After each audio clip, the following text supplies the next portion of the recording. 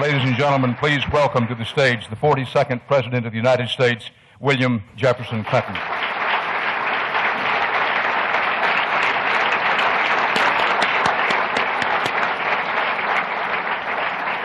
Thank you very much. Thank you. Here's what I want to say, since there's nearly nothing new to say about this. I just want to make 2 points. First of all, we're very sober in America, and particularly in this city, after what we went through on September the 11th. But I think it's important to recognize that not all the news in the world is bad, and that in a way is why the AIDS struggle is all the more important. I mean, we live at a time when freedom and free markets won the Cold War. We've had an explosion of information technology, drastic advances in biomedical sciences. Even in poor countries, life expectancy is up, infant mortality is down. Notwithstanding the globalization protesters, the global economy has lifted more people out of poverty in the last 20 years than any time in history. For the first time ever, more than half the world's people live in governments they voted in themselves. All the adversaries of the Cold War, Russia, China, Europe, the United States, are actually getting along. The United Nations is more effective than ever before. That's what makes this moment so painful. Because for all of our progress, half the world's not part of it. We had a good dinner tonight, but 1 billion people went to bed hungry. Half the world's people live on less than $2 a day. 130 million kids aren't in school. 10 million children will die of infectious diseases this year that are completely preventable. 1 in 4 of all the people who die will die of AIDS, TB, malaria, and infections related to diarrhea. Most of them are little kids that never got a clean glass of water. So we live in a world that is highly interdependent, but as we learned on September the 11th, not integrated. And until we have a common set of values and a common conception of community that can build an integrated global village, we're going to continue to be frustrated and heartbroken and vulnerable. And the AIDS epidemic is at the vortex of every single problem we've got, making it worse, rubbing salt in the wounds. Dick mentioned some of the things. AIDS is killing farmers and factory workers, keeping poor countries poor. AIDS is killing teachers, preventing us from educating more children. AIDS is killing nurses, preventing us from caring for more sick people. AIDS is infecting young people and killing their parents, and young HIV-positive men or young orphans are far more willing to be turned into mercenaries and terrorists. If we go from 40 to 100 million AIDS cases, I promise you it will destabilize some of the new democracies of the world. And while it has been noted that AIDS is a global phenomenon, no one has laid out the precise geography tonight, so I want to do it. The fastest growing rates of AIDS are in the former Soviet Union on Europe's back door. The second fastest growing rates of AIDS are in the Caribbean on America's front door. My wife represents over 600,000 people in this state from the Dominican Republic alone, never mind all the people from Haiti, from Jamaica, from all the other places in the Caribbean. The third fastest growing rates of AIDS are in India, the world's biggest democracy. 1/3 of the people in Bombay are homeless. It will slice through India like a hot knife through butter if denial takes the same pattern there it took for too many years in Africa. Think of it, a country that produces half the world's software could also have half the world's AIDS cases in no time. China admitted a few months ago that they had twice as many cases as they had previously thought. AIDS is aggravating what is bad and undermining what is good about the 21st century world at the very moment that all of us who are benefiting should be reducing what is bad and spreading what is good. And that's why we're all here. And let me say, of all the problems I ever dealt with, this is the most maddening. because the disease is 100% preventable, because there is medicine which plainly turns it into a chronic illness and no longer a death sentence, and other medicine which prevents the transmission from mother to child, because there are models of success, and because we know what works from the countries that are successful. Now, the Secretary General has asked us all for $10 billion a year. For the United States, that would be somewhere between $2.25 and $2.4 billion a year of the $10 billion he wants. That's about 2 months of the Afghan war. That's slightly less than 3% of the requested increase for defense and homeland defense. Now, I think it's worth it. And we know what works. My office is in Harlem. Our AIDS clinic in Harlem has a pretty tough caseload. Former prostitutes, former drug addicts. We have 85% of the people that come in that clinic take their medicine in a timely fashion and are proud of it. In Brazil, even in the remotest parts of the rainforest, 70% of the people who don't speak Portuguese have been taught to take their medicine in a timely fashion.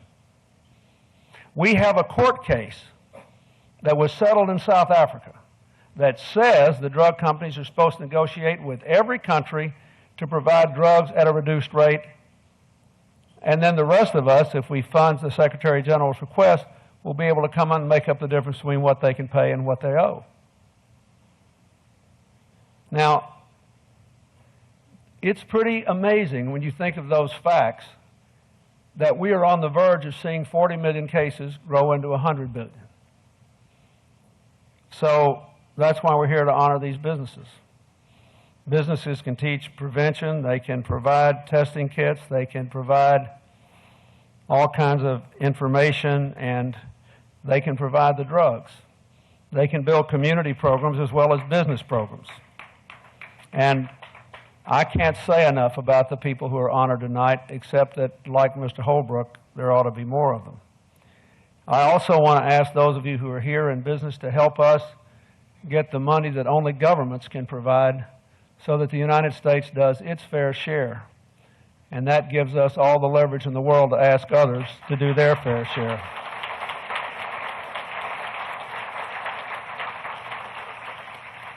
But just remember this, I had an amazing meeting a couple of Saturdays ago up at the Columbia School of Journalism with American journalists from all over this country who came in 2002 and said, how can we write about this back home? They came from all over America to make this interesting. How can we write about this to make people understand that they ought to support spending their tax dollars on this? And I thought to myself, you know, here we all been talking till we're blue in the face about this for years, and we're still being asked this question.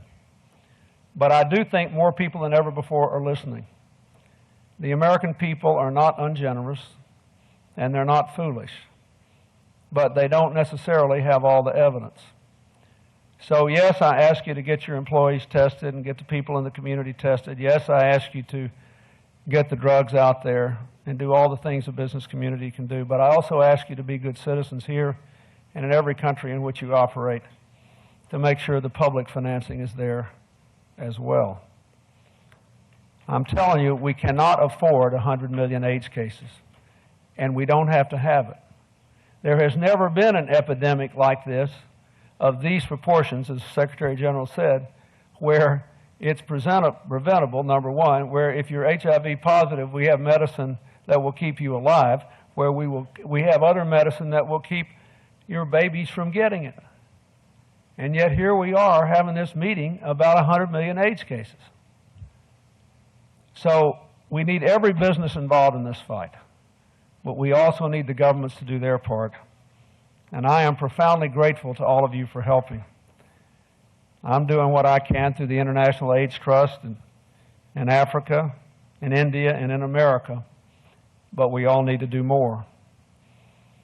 It is my honor tonight to give this year's Global Business Council Award for individual leadership to a man who's made it his life's work to reach out to young people around the world through music and dialogue and education, a tireless warrior in the global battle against AIDS, the president of MTV International, Bill Roedy. He has been there for more than a decade, driving the expansion of MTV into Asia, Latin America, and Russia. Now, thanks to his efforts, MTV reaches more than 1 billion people worldwide. He can talk to more people than the president. In 1998, he became a UN AIDS ambassador. In 2000, he became chair of the Global Business Council on HIV/AIDS. He does what he talks about. He has visited people living with AIDS and AIDS programs on the front lines in Africa and Asia. He has used every single opportunity and tool at his disposal to push MTV out onto the forefront of HIV prevention and education, speaking to young people in language they can understand, helping to fight stigma, denial, and complacency. And he's taken the time to recruit others with power and influence to join this fight. Because of his efforts, millions of young people are now empowered to safely pursue their dreams.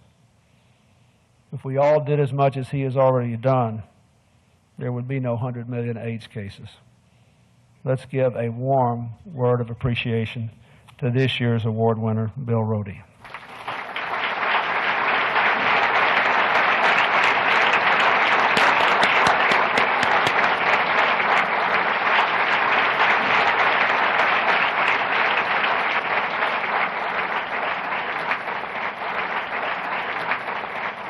Mr. President, those were extraordinary words. Thank you.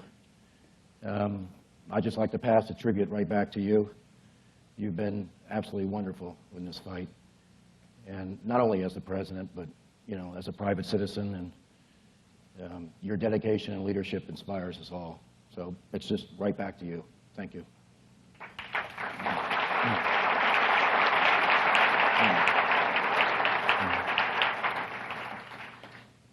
Even more importantly, believe it or not, thanks to all of you in this room.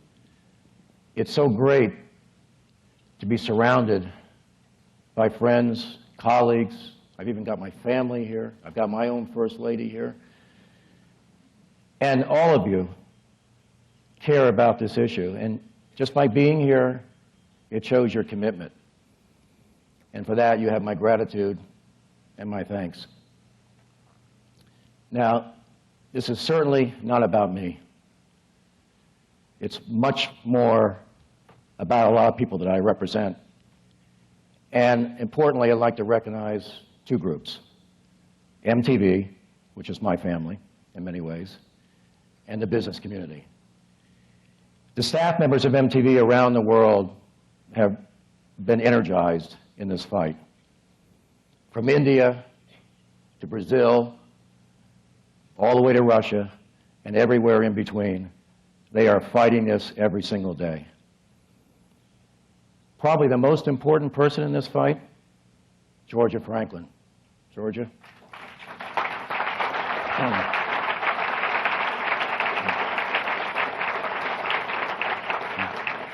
You gotta raise your hand. She's British, very modest. She didn't even have a seat, believe it or not, when she came in. Georgia, you've created the vision. You create programs. You have a host of producers that work for you. You work tirelessly. You sit right next to me, so I see it every day. And you inspire me, and you inspire everyone at MTV. Recognition also to Tom Preston, MTV Network's chairman. Tom?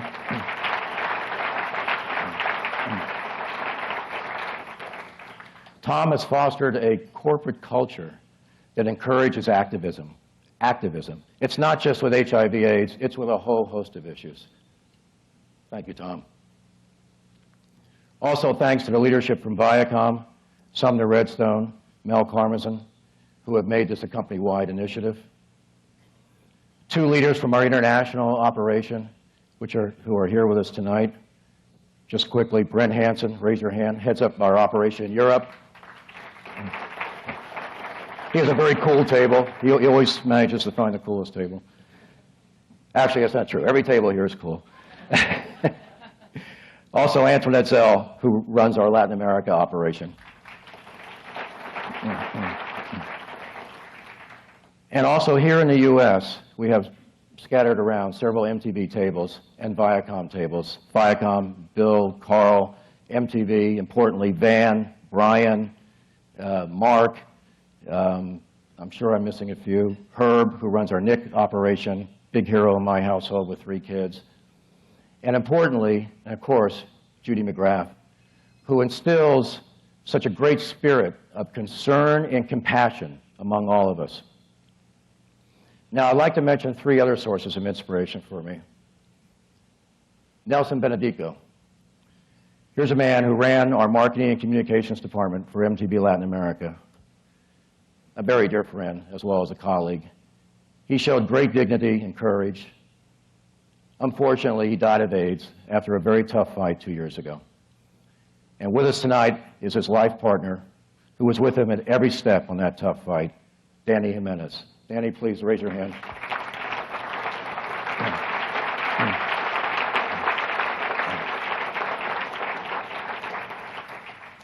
Peter Piot from UNAIDS. Please, Peter. My longest and most successful partnership. Peter, you've been a true mentor. Continue your great work. Michael Stipe, who's on a flight right now to Denmark, one of the most thoughtful human beings in the entire world, and a pretty good artist as well. I'm also pleased to represent the business community through the Global Business Coalition, of course, but also its member companies. Many of you are here tonight. Today, the GBC is a core partner. It's right alongside governments and NGOs as a major effective force in this fight. Richard Holbrook, you've been terrific. You've been absolutely wonderful. Great leadership.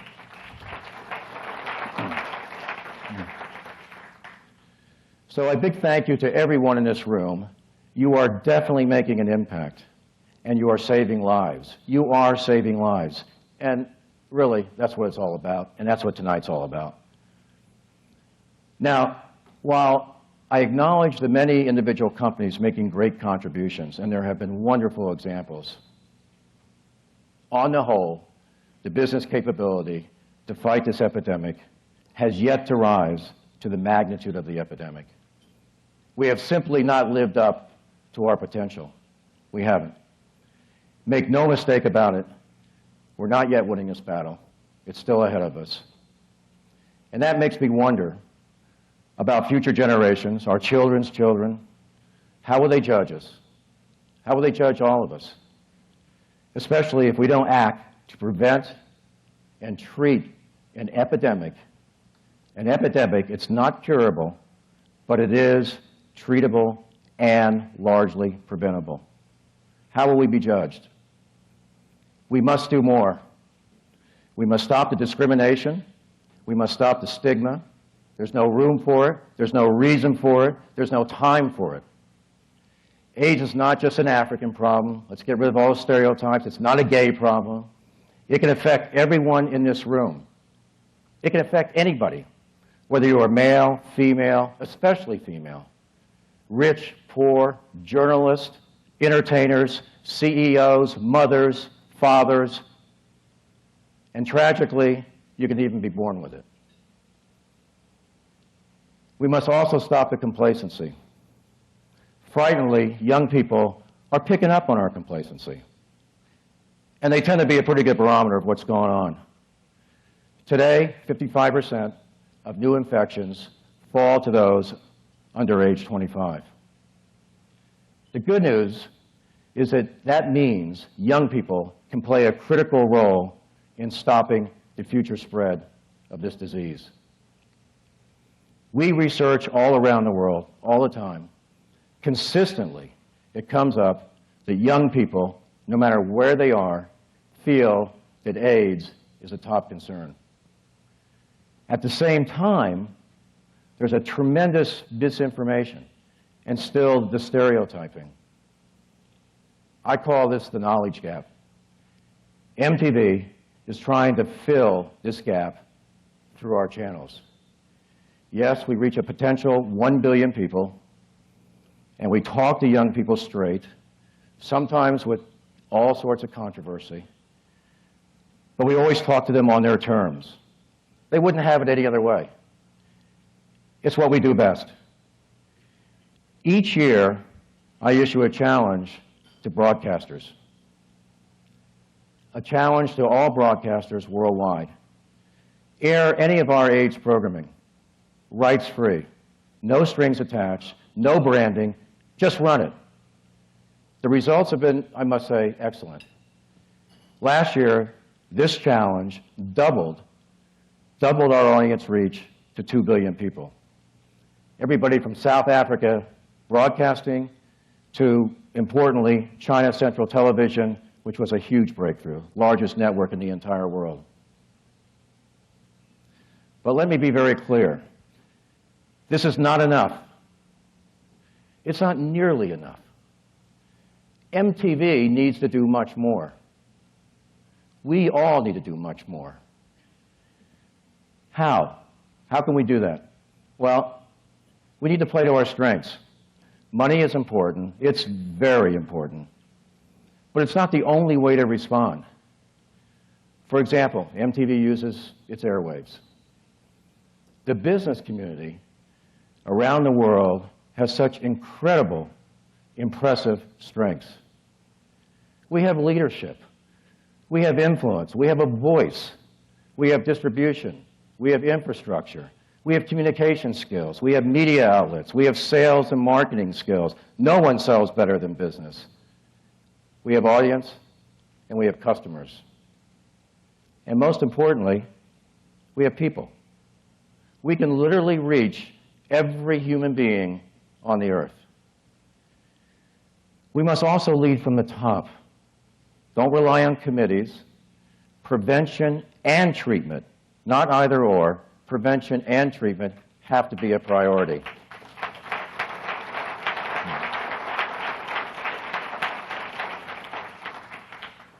This must be our responsibility. It's not an option.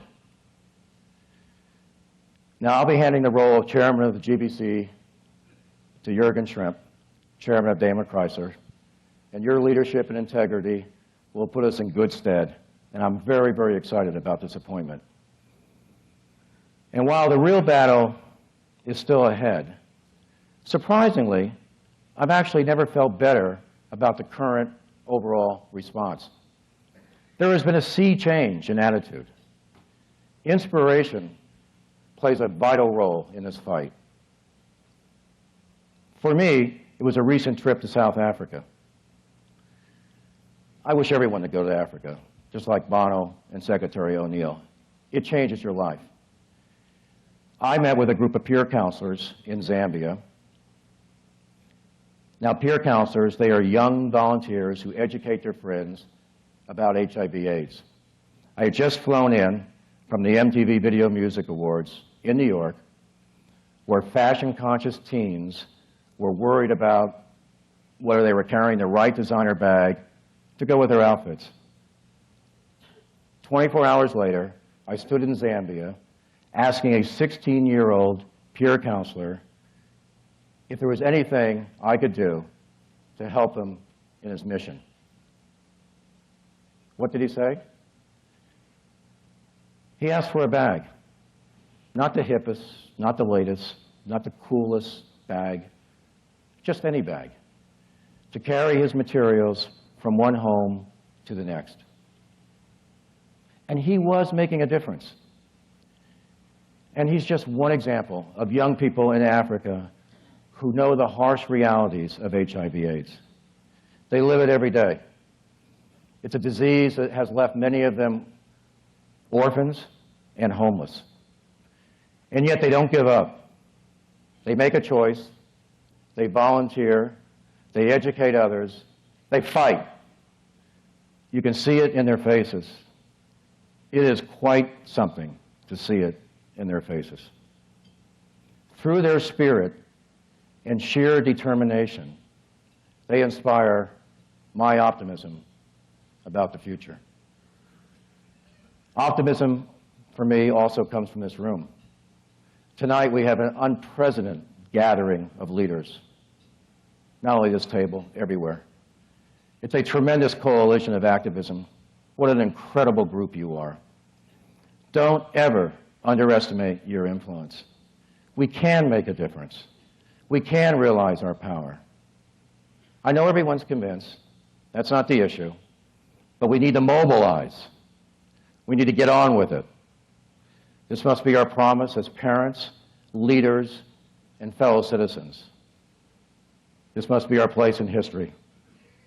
This is my commitment, and this is my pledge. Thank you. Thank you for being here. Much appreciated. Thank you.